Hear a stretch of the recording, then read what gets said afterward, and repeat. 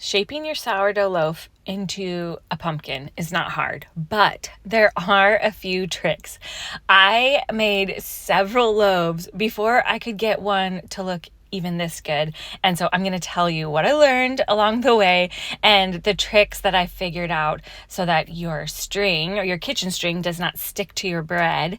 And so your bread will have that nice pumpkin shape without being lopsided. I had several lopsided loaves before I got one to come out right. So, working with your dough straight from the fridge, you're going to shape it or create tension the exact same way that you would if you were going to do a circular rustic loaf in your Banneton basket. Shape it the exact same way. It actually needs to rest in your Banneton basket the same way that you would normally do it. And then it's after it has rested that we are going to do that really cool design with the kitchen string. Make sure you have lots and lots of flour in that Banneton basket. I would say even more so than normal, because that's one of the tricks to getting the string not to stick to your loaf. While your dough is resting, you want to measure out your kitchen string, and you want it to be about 22 inches long, and you're going to need 4 lengths of string. And one thing I did find is I made some loaves with an old spool of string that I had, and I would say it was feeling pretty soft, and like you could almost see like little fuzz on the side of the string.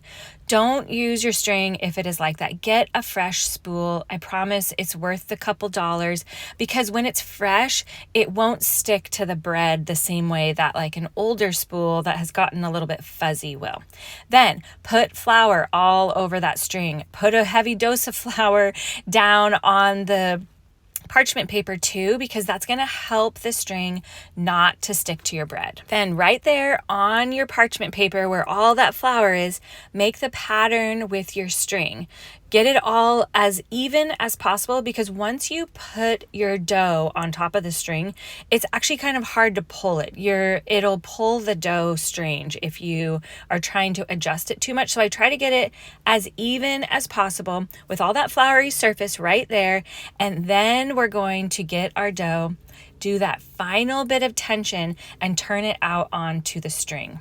I had my dough resting in the Banneton basket, very well covered in the fridge. And the reason why I like to do this is because the dough itself is not as floppy.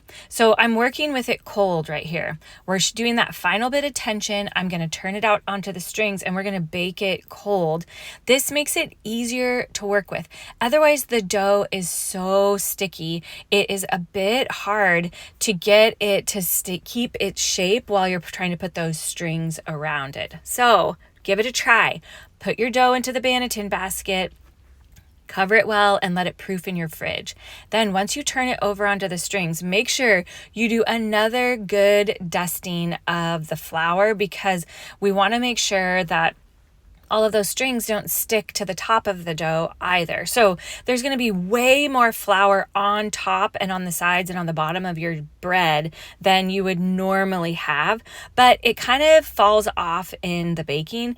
And honestly, it makes it so that you could do a different pattern on this and you could easily make a snowflake for Christmas or like the winter time.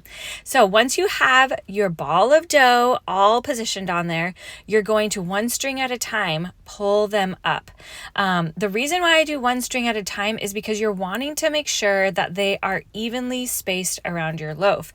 If they're not evenly spaced, that is what lends your loaf or allows your loaf to get kind of lopsided, and it will like expand more on one side than the other.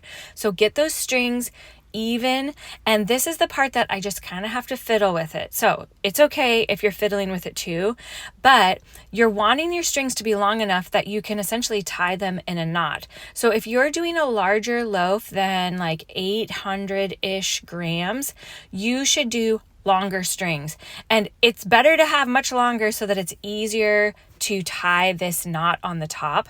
And here's one of the tricks that I figured out is that your kitchen strings actually need to be baggy. So you'll see, like when I pick it up, see how it's baggy and it isn't tight on the bread. You don't want it to be tight on that dough, because if it's already tight, And that's why I'm readjusting it again, because if it's already tight, it will be trying so hard to rise and expand that it will like bust out of those kitchen strings in all sorts of weird ways. And it won't look like a pumpkin. It will look like it like morphed, like this one.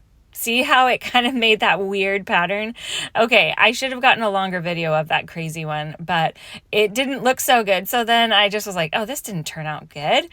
So here we go. This is after our pumpkin has baked. And you can see I'm pulling the strings off and they stick just a little bit, but they're not pulling the loaf apart. And that's the thing that you don't want. You don't want them to like rip a chunk out of your loaf. There was one part on this loaf where it expanded really big. And that's the one part where the kitchen string did get stuck right there where I'm still working with it.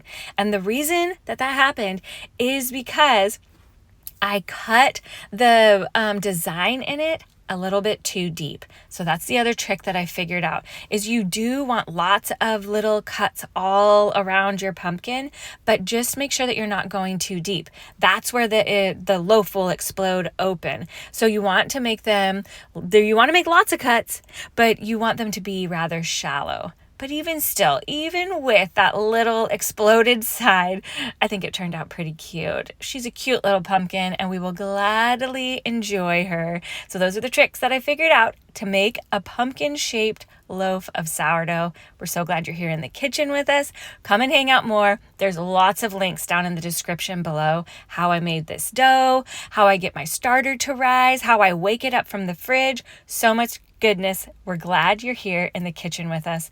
This is the most delicious invitation to the table.